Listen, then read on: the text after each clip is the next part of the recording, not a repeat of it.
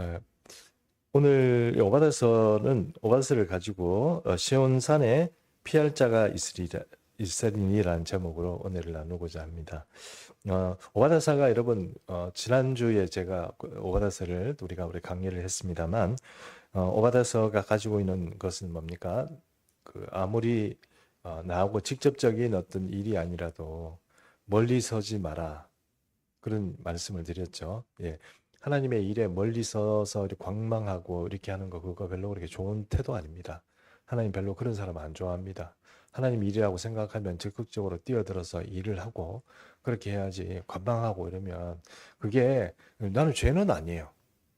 죄는 아닙니다. 죄는 아니죠.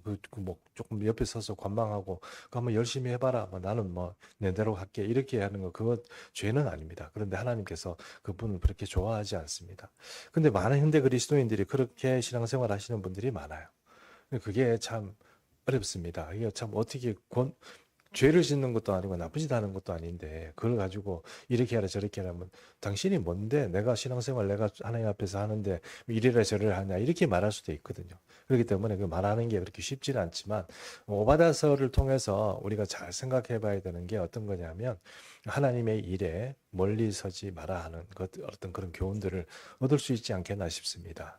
그래서 신앙생활 하는데 좀 적극적으로 하셔야 됩니다. 적극적으로 하셔야 돼요. 딱 붙어서 해야 돼요. 하나님은 그런 거 좋아하시지 멀리 서서 이렇게 관망하는 태도나 그렇게 하는 거 별로 좋아하지 않습니다. 물론 오바다사가 말하고 있는 것은 조금 이제 제가 지금 방금 말한 거하고 조금 틀리는 이야기입니다. 지금 오바다사는 어떤 문제입니까? 에돔, 에서의 후손들이 이스라엘이 망하고 남유다가 망하는 그 시점에도 돕지도 않고 옆에서 관망하고 처음에는 관망하다가 멀리 서 있다가 멀찍이 서 있다가 나중에는 이거 좀 손해가 날 것 같으니까 딱 봐서 들어가지고 자기 이익을 위해서 뭐 사람도 팔고 뭐 이렇게 뭐 사람들 도망가는 사람들 붙잡아가지고 팔기도 하고 뭐 그런 짓을 했다는 거 그것이 이제 지금 오바다서가 우리에게 말하는 그런 메시지들입니다. 근데 여러분, 뭐 이게 우리가 뭐 이런 일들은 있을 수는 없잖아요. 그런데 우리가 현대 그리스도인으로 살아가면서 이 오바다서를 통해서 좀 받는 교훈들이 여러 가지가 있습니다. 한 가지만 제가 이제 먼저 말씀드리면 노진준 목사님이라는 분이 계세요. 원래 LA 한일길 교회인가 그 교회에서 목회를 하시던 분인데 이 목사님이 저는 잘 모르는 목사님입니다. 근데 어느 날 이렇게 우연히 그분이 설교하는 걸 들었어요. 설교를 들었는데 설교를 하기보다는 자기가 어린 시절에 있었던 이야기를 해주는 거예요. 그게 뭐냐면 고등학교 때래요. 고등학교 때. 이 노진준 목사님이라는 사람이 우리나라에서 미국에 건너가기 전 고등학교 때 우리나라에서는 있을 때는 아마 제가 보니까 저하고 비슷한 연배인 것 같아요. 그러니까 우리는 고등학교 때 교련이라는 게 있었어요. 아시죠? 얼룩무늬 이렇게 있고 교련 이렇게 막 하고 참고로 여러분 제가 좀 희귀한 케이스인데 어떤 희귀한 케이스냐 고등학교 3년 동안 담임 선생님이 교련 선생님이었어요. 스님 핑계 댈 일은 아니지만 교련 선생님이 담임 선생님인 그 반의 학생이 공부 잘했습니까? 못했겠습니까?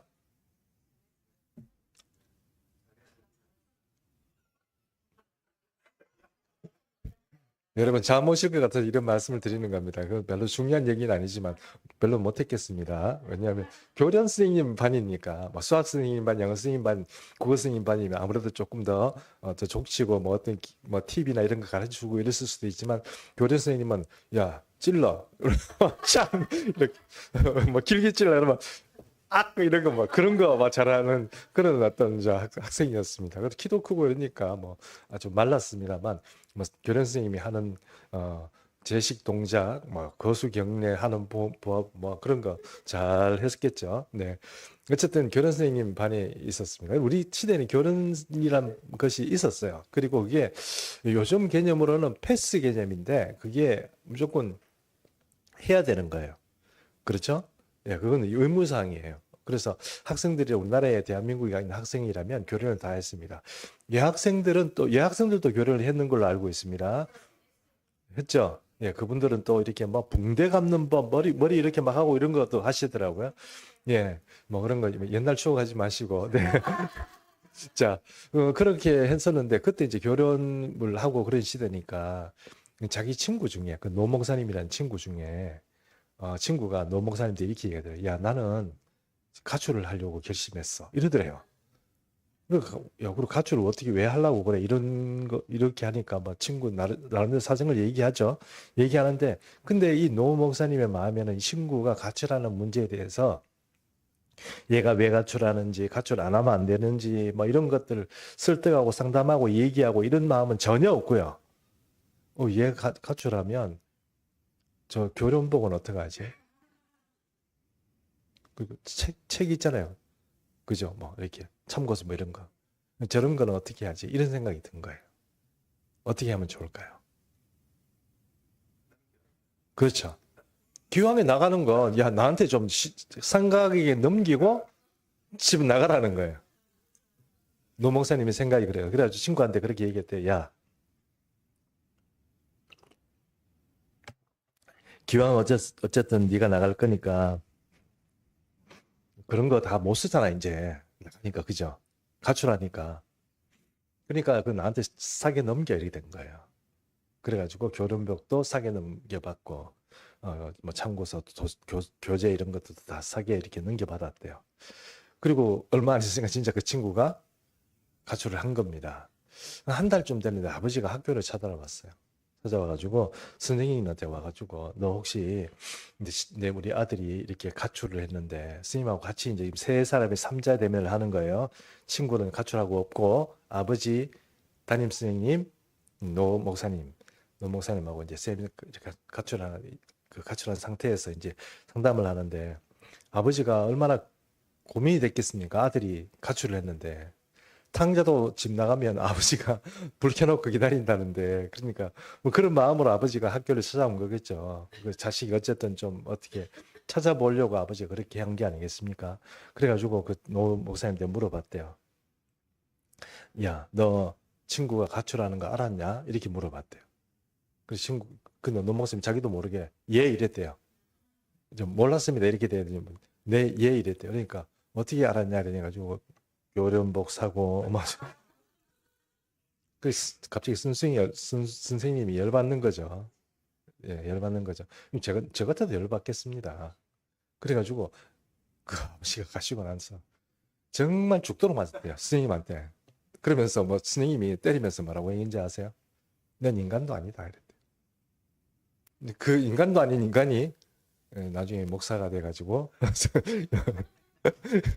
그런 일이 되었습니다. 근데 그때 그 스님한테 두들겨 맞은 너는 인간도 아니다. 요거도 먹으면서 뭐예요? 자기가 이거를 남의 일을 방관하고 내하고 상관없는 일이니까 그걸 이렇게 멀찍이 서는 거 이런 태도 이거 하나님이 정말 싫어하고 나는 내가 이걸 인생에서 고쳐야 되는구나. 그걸 깨달은 거예요. 그래서 그 노 목사님이 자기 인생에는 이제 남의 일이나 어려움을 당하는 사람 이웃의 문제에 있어서 이렇게 멀리 있어서 멀찍이 서는 일은 없었겠죠. 그러니까 목사까지 됐겠죠. 목사가 뭐 자기 것만 챙기려고 목사 되는 사람이 누가 있겠습니까? 자, 그래서 이제 노 목사님이 이제 그런 얘기를 하면서 자기도 옛날 얘기를 하면서 조금 이렇게 웃음이 이렇게 나오는 좀 해픈 웃음이 좀 나오는 그런 식으로 이렇게 간증하는 이야기를 들어봤습니다. 여러분, 우리는 그렇지는 않겠죠. 넌 인간도 아니다. 그런 얘기, 요거도 먹을 만한 그런 분은 없으리라고 생각합니다. 그런데 예수 믿는 사람으로서 우리가 이렇게 좀 멀찍이 서는 이런 문제에 있어서는 우리가 좀 주의를 해야 되지 않겠나 생각을 하는 것입니다. 이제 그런 일이 없겠죠. 그리고 또 하나, 여러분, 제가 계속 우리가 지금 종말의 시간에 정말 우리 편이 누군지를 자꾸 제가 여러분에게 사실 알게 모르게 주입을 시켰습니다. 그것은 성경이 말하고 있는 우리 편은 사실 이스라엘이라고 말씀드렸습니다. 이스라엘은 그래서 그런지 모르지만 우리에게 끝까지 의를 지키는데요. 그게 뭐냐면은 전 세계가 독도를 일부 우리를 말하는 동해에 있죠. 동해 아시죠? 포항 앞바다 이쪽으로 말입니다. 동해, 독도가 있는 그 앞바다. 그 앞바다하고 일본하고 사이를 우리나라 사람들은 동해라고 그러죠. 그렇죠? 미국은 뭐라고 그럴까요?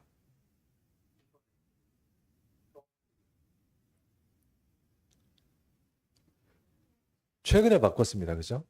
원래는 그 동해라고 원래 그랬었어요. 그러다 최근에 바꿨습니다. 그래가지고 뭐라고 얘기하냐면 일본해라고 얘기를 해요. 그렇게 얘기합니다. 예. 그렇게 얘기하고 전 세계의 유력한 어떤 그런 나라들이 이렇게 지도를 보면 대부분 우리 이 독도가 있는 이 동해를 뭐라고 얘기합니까? 일본해라고 얘기 많이 해요. 근데 지금 이거를 유일하게 동해라고 표시하고 그렇게 그 지도를 쓰는 나라가 어느 나라입니까? 이스라엘입니다. 이스라엘. 이스라엘이고 그 독도를 한국 땅이라고 확실하게 말하는 나라가 누굽니까? 미국은요? 잘 모르겠는데 뭐 이런 식으로 처음에는 한국 거 맞다 이랬다가 나중에는 또 일본하고 조금 가까워지면 말하기가 곤란하니까 뭐 잘 모르겠는데 이런 식으로 얘기를 하는 거예요. 자, 그런 시국입니다. 이스라엘은 적극적으로 대한민국의 나라를 도우려고 해요, 안 해요? 합니다. 예를 들어서 북한에 있는 정보를 대한민국에 넘겨줍니까? 안 넘겨줍니까? 넘겨줍니다. 근데 우리는요? 우리 안 넘겨주지는 않습니다. 지금 사실 암암리에 이스라엘이 지금 전쟁을 하고 있는 암암리에 가장 협조적으로 움직이는 나라가 일단 미국이 있고요. 그죠? 예, 미국이고 다른 유럽 나라들은 여러분 생각보다 이스라엘이 협조적이지 않습니다. 뭐 모든 세계가 그런 것 같지만 민주진영이 좀 그런 것 같지만 꼭 그렇지도 않습니다. 근데 사실 우리나라에서 무기를 많이 갖다 씁니다. 이스라엘이. 그 왜 그렇게 됐는지 아시죠? 기원은 이렇습니다. 여러분 이스라엘 주변에 땅굴이 엄청 많잖아요. 그 땅굴 누가 파준지 알죠? 네, 북한이 파줬어요. 그리고 땅굴 그 헤즈볼라하고 그런 사람들 훈련시키는데 뭐 일하는 사람들도 해주고 막 이렇게 하지만 초기에 총 갖다 주고 AK소총 갖다 주고 막 훈련시키고 뭐 각계 전투 그다음에 도시 게릴라 전투 이런 거 가르친 게 누구예요? 북한이에요. 북한이니까 이스라엘에서는 뭐 어쨌든 간에 북한이 와서 옆에 원수처럼 이렇게 괴롭히니까 뭐 한국 정부에 어떻게 해요? 협조를 많이 하려고 하죠. 예, 어쨌든 그렇게 둘이 좀 이렇게 친하게 지내야 되고 만약에 이스라엘 내에서 어떤 전쟁이 일어나게 되면 이게 지금은 이제 세계적인 앞으로 어떤 영상 우리가 뭐 전쟁에 끼어들자 이런 얘기는 아닌데 제가 이런 생각이 듭니다. 조금 우리가 도와야 되는 게 아닌가 그런 생각이 좀 드는 거예요. 전쟁을 돕자는 얘기가 아니고 다른 나라 저부선도 우리가 가자는 얘기가 아니고 우리가 도울 수 있는 한계 안에서는 이렇게 형제 국가입니다. 도와야 됩니다. 진짜로 여러분 말하지만 우리가 믿는 사람으로서 확실하게 얘기하면 우리의 형제 국가는 누구냐 이렇게 얘기하면 나는 이스라엘이라고 말할 겁니다. 뭐 터키 아닙니다. 터키 뭐 이렇게 터키 형제 국가다 뭐 이렇게 얘기하는데 그렇지 않습니다. 그런 의미에서 우리가 이 종말의 시간을 우리도 보내고 있습니다. 에돔처럼 하면 안 돼요. 에돔만 얘기하는 것 같지만 그게 아니고 믿는 사람으로서 자세를 좀 똑바로 할 필요가 있어요. 사람은 이 태도를 보고 이 사람이 의심스러운 사람들이 많아. 예수 믿는 산 건지 아닌 건지 우리 편인지 나쁜 편인지 이런 것들이 분명하지 않은 그런 태도를 가지고 있는 사람들이 많이 있습니다. 뭐 밖으로 드러나는 어떤 것들을 뭐 이렇게 하라 이런 의미가 아니고 정말 그 마음이 진짜로 그런 어떤 그리스도인으로 그런 마음이 있다면 저렇게 하지는 못할 텐데 하는 그런 어떤 생각이 드는 그런 분들이 있단 말입니다. 그런 거는 확실하게 좀 해주셔야 돼요. 뭐 다른 것보다 그런 것들을 하나님께서 보실 때 자꾸 멀찍이 서서 이렇게 막 관망하는 자세를 하나님께서 별로 안 좋아한다는 것을 우리가 좀 이해할 필요가 있습니다. 이게 오바다를 통해서 우리 그리스도인에게 주시는 메시지입니다. 그러니까 우리가 하나님의 일이라면 적극적으로 하고 확실하게 하고 그렇게 해야 한다는 것입니다. 우리에게 시간이 그렇게 많지 않습니다. 우리 종말의 시간이 지금 점점 더 다가오고 있다고 그렇게 말씀드릴 수 있습니다.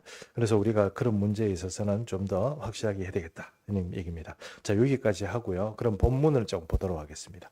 본문에 보면 본문을 그냥 그냥 이렇게 좀 해석을 그냥 바로 이렇게 하도록 하겠습니다. 근데 이 본문을 보기 전에 17절 우리 한번 같이 읽을까요? 17절 시작. 오직 시온산에서 피할 자가 있으리니 그 산은 거룩한 것이요 야곱 족속은 자기 기업. 예. 여기 보니까 오직 시온산에서 이랬습니다. 시온산은 여러분 어떤 산입니까? 여기서 보니까 이 피할 자가 있다고 그랬습니다. 이거 피할 자가 있다는 이야기는 이 종말의 이야기인데 지금 17절부터 끝절까지 나오는 것은 종말의 이야기입니다. 종말에 관한 이야기예요. 자, 종말에 관한 이야기인데 종말에 시온산에서 살아날 구원 얻을 자들이 있는 거예요. 피할 자들이 있는 거예요. 종말에 피할 수 있는 자들이 시온산에 있다는 건데 시온산은 어떤 곳입니까? 시온이 어디예요? 예, 제가 확실히 듣지는 않았지만 뭐라고 하여튼 그러시는 것 같은데 예. 시온산은 두 가지 개념으로 보통 우리가 얘기를 해요. 첫 번째는 장소 개념이에요. 장소 개념은 어떤 거냐면 원래 시온이라는 그런 지역은 어떤 지역이냐 하면 예루살렘 남서쪽입니다. 남서쪽. 예루살렘 남서쪽인데 그 예루살렘 남서쪽이 왜 지금 시온산이 되었냐면 예전에 여호수아가 정복 전쟁을 하려고 가나안 땅에 들어갔을 때 여부수 족속이라는 사람들이 살고 있는 이 높은 지역인 예루살렘 지역을 정복을 못했어요. 근데 이것을 정복한 사람이 누구냐? 다윗입니다. 다윗이 예루살렘을 정복한 거예요. 그러면서 다윗이 내가 여기다가 집을 지으리라 하고 집을 지은 곳이 어디냐? 다윗성입니다. 예, 맞죠? 그럼 다윗성이 있는 그 지역이 어디냐? 시온입니다. 시온이라는 지역이에요. 시온산이 있는 지역이에요. 그래서 시온이라는 것은 시온자가 있는 곳이니까 거기다가 하나님의 어떤 그런 보호자가 하나님의 이 언약궤를 갖다 줘서 거기다가 안치를 하려고 그랬어요. 그렇죠? 그래서 처음에는 또 거기다가 안치를 했었어요. 성전이 만들어지기 전에. 근데 거기에다가 이제 안치를 했기 때문에 거기가 이제 시온이라고 그럽니다. 자, 그러면 자, 1번 그게 이제 시온이라는 개념의 장소적인 개념이죠. 두 번째 시온이라는 개념은 믿는 자들의 무리, 그러니까 피하는 구원을 얻는 그런 사람들이 모이는 공동체를 시온이라고 얘기하기도 해요. 자, 이 두 가지 개념이 여기에 사람들은 다 있다고 얘기를 합니다. 자, 그러면 보십시오. 여러분은 이 오바댜서 1장 17절에 나오는 시온이 장소적 개념이라고 생각하세요? 아니면은 믿는 자들의 무리가 있는 곳을 하나님께서 지켜주신다는 그런 개념으로 생각하세요? 예. 2번. 예. 1번입니다. 왜 1번인지 제가 좀 설명을 드릴게요. 여기 보니까 이게 예루살렘을 얘기한다는 의미인지는 아시죠? 시온이. 아까 제가 설명을 드렸잖아요. 왜 그런 시온이라는 것이 예루살렘을 뜻하는지. 근데 그 뒤에 한번 보십시오. 바로 뒤에 어떤 얘기가 있습니까? 그 산에 거룩할 것이라고 그랬잖아요. 맞죠? 거룩하다는 의미가 뭘까요? 하나님이 계신다 하는 거룩이라는 그 말 자체가 거룩할 것이라니까 여기 우리는 거룩해진다. 우리는 거룩한 예배를 드린다. 이런 의미가 아니고 거룩하다는 말은 거기 하나님이 임재하신다는 뜻이에요. 성전이다. 하나님이 임재하시는 곳이니까 거룩하다. 이렇게 얘기를 해야 된다는 말입니다. 예를 들어서 우리가 헌금을 가지고 이제 내 지갑에 있는 이 헌금이라면 그것이 거룩하다 얘기할 수 있어요? 없어요? 없죠. 그것을 하나님께 헌금을 올려드릴 때 성물이 되는 거죠. 맞죠? 예, 그렇게 되는 것처럼 하나님과 상관이 있고 하나님이 계시는 곳이 돼야 거룩한 것이 돼요. 그러면 자 보십시오. 시온산에서 피할 자가 있는데 거기는 거룩한 곳이에요. 하나님이 계시고 지금 하나님의 은혜 가운데서 피할 자가 생기는 거예요. 이거는 단순히 오바댜서 가지고 얘기하는 게 아니고 요한계시록까지 쭉 이어보면 시온이라는 그 말하는 그곳이 장소라는 것을 분명히 알 수 있다는 거예요. 이게 시온이라는 것을 자꾸 우리가 생각하는 신학적인 개념으로 사람이 모여있는 무리다 이렇게 얘기를 하면 틀린 말은 아니지만 성경적인 이야기는 아닙니다. 성경적인 이야기는 시온산은 뭐예요? 장소입니다. 아셨죠? 예, 장소입니다. 그래서 스님 거기에 거룩한 것이 있을 것이요. 야곱 족속은 자기 기업을 누린다고 그랬죠. 맞습니까? 자, 야곱 족속이 누구입니까? 오바댜서에서는 야곱 족속이 누구라고 그랬죠? 그렇죠. 남유다라고 그랬죠. 기억이 안 나시죠? 지난주에 말씀드린 남유다라고 그랬습니다. 자, 남유다는 하나님을 섬기는 유다 민족 그 자체를 말하는 거죠. 그러니까 여기서 남유다를 말하는 것인데 야곱 족속이라는 것은 에서 족속과 대비되는 개념이라고 말씀드렸잖아요. 그렇죠? 그래서 여기서 이제 남유다의 어떤 기업을 얻는다는 얘기는 무슨 얘기입니까? 거기서 땅을 얻는다는 얘기입니다. 이해하시죠? 예, 땅을 얻는다는데 장소가 뭐 공간이 좀 이상하다 이렇게 얘기하는 게 아니고 그것은 앞으로 그 땅을 얻어서 이렇게 누리게 된다는 의미이기 때문에 시온이라는 것은 장소적인 개념이라 이렇게 말할 수 있다는 것입니다. 이해하시죠? 예, 좋습니다. 그러면 넘어갑니다. 자, 18절 우리 오늘 여러분 오늘 제가 강사 대타인 거 아시죠? 예, 대타입니다. 그래서 설교 준비를 많이 못했습니다. 빨리 마칩니다. 정신 차리면 빨리 마치고 정신 안 차리면 자꾸 이게 얘기가 길어집니다. 아시죠? 예. 막 여러분이 막 잠언 눈으로 이렇게 있으면 이거 이해를 못했구나. 더 설명을 해야지. 이렇게 된단 말입니다. 그렇죠? 초롱초롱한 눈으로 보시면 금방 끝납니다. 아셨죠? 자, 18절 한번 보겠습니다. 18절 같이 읽습니다. 시작. 야곱 족속은 불이 될 것이며 요셉 족속은 불꽃이 될 것이요 에서 족속은 지푸라기가 될 것이라. 그들이 그들 위에 붙였어. 그들을 불사를 것인즉 에서 족속 남자가 없으리니 여호와께서 말씀하셨습니다. 예전에는 이 불꽃, 예, 여기 불꽃 이렇게 야곱 족속은 불이 될 것이요 요셉 족속은 불꽃이 된다 이런 얘기가 여러분 뭔가 비밀하고 뭔가 신령하고 뭔가 이렇게 뭐 특별한 뜻이 있다고 생각해 보신 적 없으신가요? 읽을 때 그냥 막 읽으셨습니까? 아니면 이게 뭘까 그런 의미 좀 궁금증을 좀 가지고 안 보셨습니까? 예, 근데 다 커서 보니까 이게 별 큰 의미는 없습니다.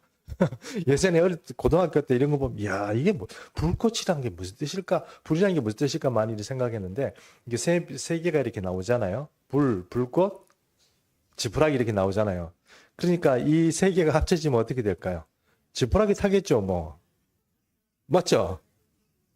그러니까 지푸라기를 태우기 위해서 불이 있고 불꽃이 있는 거지 그것은 걔들이 불꽃이야 뭐 이렇게 해서 그런 게 큰 의미가 없는 거예요. 그러므로 이 에서 족속을 없애는 민족이 누구다?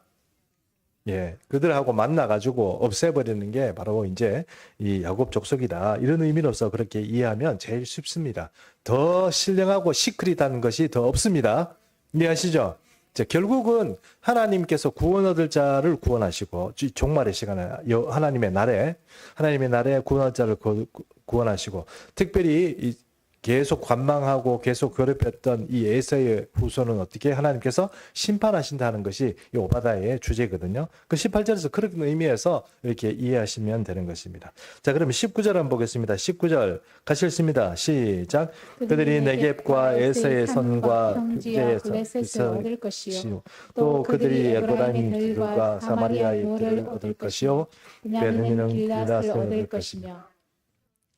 자, 이거는 또 무슨 얘기냐? 이 얘기는 조금 이제 설명을 조금 들으면 뭐 어렵지는 않습니다. 그러니까 오바댜서를 읽을 때 1장 19절을 읽을 때 이게 이런 거구나 하고 읽으시면 됩니다. 자, 보십시오. 네겝이라는 것은 네겝 사막이라고 해서 이스라엘 땅의 하부에 있는 땅입니다. 제법 넓은 사막 지역입니다. 맞죠?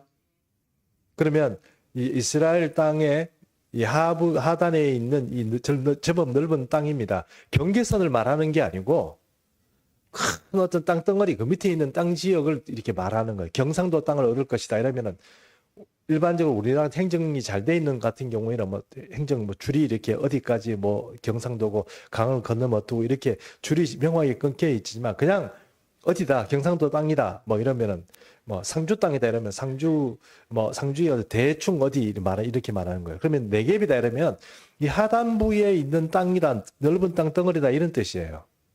이해하시죠? 자, 말일에 하나님께서 심판하실 때 남유다 혹은 뭐 이스라엘 백성들은 어떤 땅을 얻게 되느냐? 남쪽에 있는 네겝 땅을 얻게 된다 그 말입니다. 이해하시죠? 예, 뭐 아주 뭐 그냥 명료합니다. 다른 건 특별히 뭐 신경 쓸 게 없습니다. 그럼 그 다음에 보니까 에브라임들과 사마리아를 얻는다고 그랬죠. 에브라임들은 뭡니까? 사마리아가 있으면 사마리아 그 위쪽에 있는 들이 이렇게 굉장히 큰 넓은 평지가 있습니다. 에브라임 평지라고 하거든요. 거기서 막 소출이 많이 나와요. 그러면 지금 남유다는 저 밑에 있는 그러니까 지금 야복 이스라엘에서 망해버린 아수르에서 망해버린 그런 땅이지만 그 땅을 어떻게 앞으로 다 얻게 된다는 거예요. 그래서 지금 사마리아 땅하고 다 얻었습니까? 못 얻었습니까? 다 얻지는 못했습니다. 그러나 나중에 어떻게 해요? 다 얻게 된다 하는 겁니다. 북쪽 땅이죠. 이해하시죠? 예. 아까 네겝은 남쪽 땅이고 위에는 넓고 넓은 북쪽 땅도 얻게 된다. 그 얘기입니다. 예. 그 다음에 베냐민이 어떻게 되냐? 베냐민이 길랏을 얻는다고 그랬죠. 길랏은 어디입니까?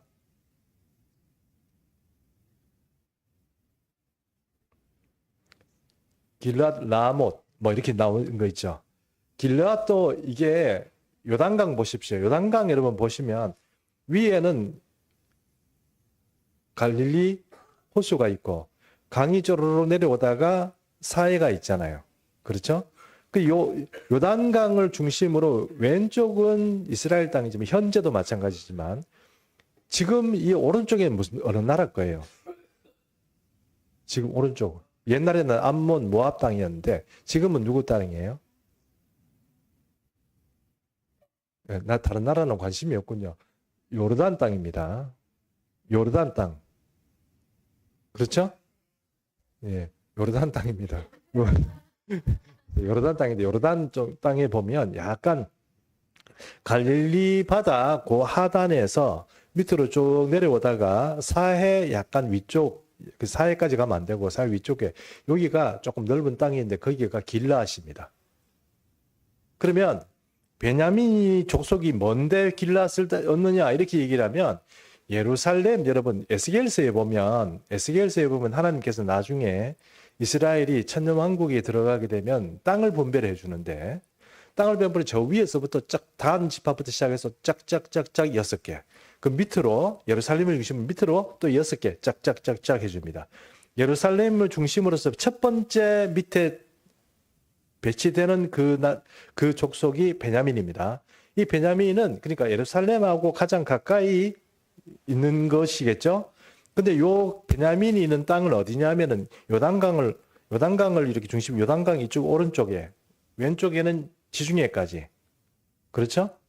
그렇게 이렇게 쭉 길게 땅을 배분받습니다. 그러면 오른쪽 요단강을 건너서 있는 지금 요르단 땅 있죠. 거기가 길랏이라고 그랬죠. 그럼 베냐민이 땅을 또 얻는다고요?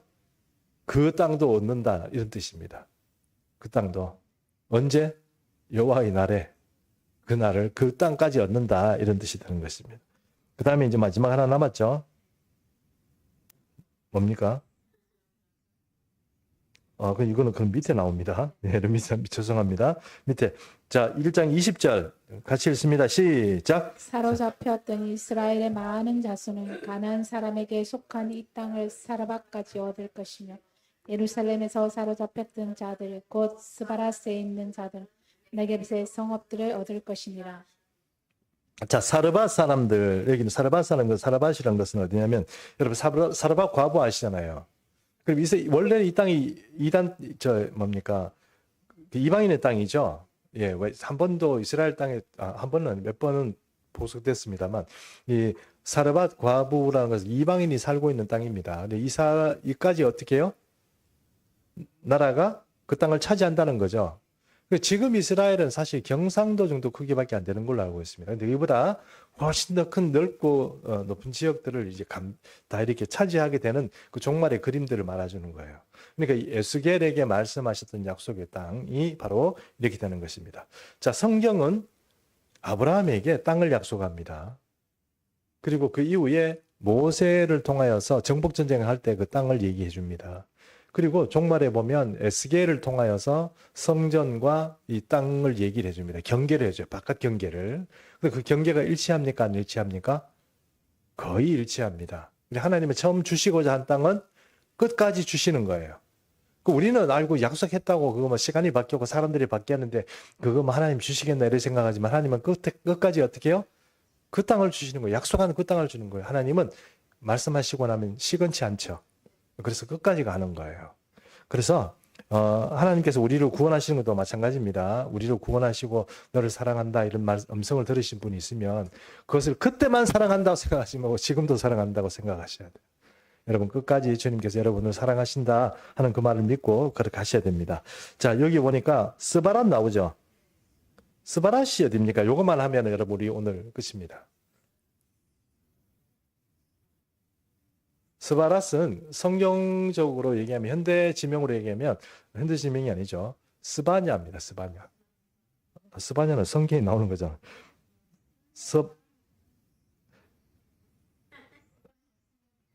성경 이름이잖아요. 서바냐 서바나 죄송합니다. 서바냐 제가 서바나라고 하기도 하고 서바나라고도 하기도 여기가 어디냐면 지금 말하면 스페인 쪽이죠. 그렇죠? 자, 스페인 쪽에서 있는 그런 유대인들이 언제 그렇게 쫓겨났냐 하면 아수르가 쳐들어왔을 때 그때 많은 사람들이 바벨론 말고 바벨론 그 전에 아수르가 쳐들어왔을 때 이 사람들이 좀 멀리 도망을 갔습니다. 이게 뭐냐면은 사도 바울이 땅끝이라고 생각했던 스페인이 있죠. 그까지 도망을 가서 거기서 살고 있었어요. 지금 이스라엘 유대인들이 거기에도 살고 있는데 그 사람들이 돌아오는데 그 사람들이 돌아오면서 이스라엘이 무슨 땅을 얻느냐? 네겝 땅을 얻어요. 맞습니까? 네겝 땅. 네겝이 어디라고 그랬죠? 이런 식으로 하면 발이 안 깎는다고 제가 말씀드렸죠. 남유다의 밑단에 있는 사막 쪽이라고 그랬잖아요. 그것을 개발해서 이 스페인에 살던 사람들이 다시 귀환해서 그렇게 하게 될 것이라는 겁니다. 지켜보면 알겠죠. 예, 그렇게 지금 되는 것이고 지금 계속 지금 땅 문제 때문에 지금 문제를 많이 일으키고 있는데 이제 나중에는 그렇게 복귀될 것이다 하는 것입니다. 자, 요것으로 오바냐를 마치겠습니다. 예. 오바냐 좀 질문 자꾸 하시면 뭐 대답할 말이 별로 없습니다. 한 장짜리 나와 있는 얘기니까요. 자, 오바냐는 근데 이제 오바냐가 이렇게 하나님께서 심판하신다는 그 얘기하고 제일 중요한 것은 네가 행한 대로 나중에 두들겨 맞습니다. 그러니까 하나님 앞에 이웃 앞에 너무 이렇게 박하게 하지 마시고 안 그러면 나중에 두들겨 맞으니까요. 예, 그렇게 하시고 그 다음에 멀찍이 하나님의 일에 조금 멀찍이 서서 관망하고 그렇게 하는 그런 에서의 후손과 같은 그런 일들은 하지 말아야 되겠다.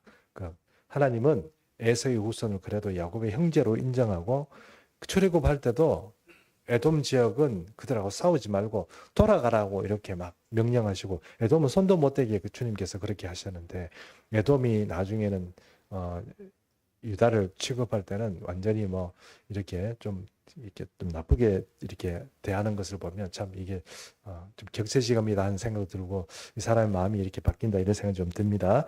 자, 우리가 그리스도인으로서 하나님에 대한 의의도 지키고 사람에 대한 의의도 지키고 그렇게 살았으면 좋겠습니다. 기도하겠습니다. 살아계신 아버지 오후 예배 가운데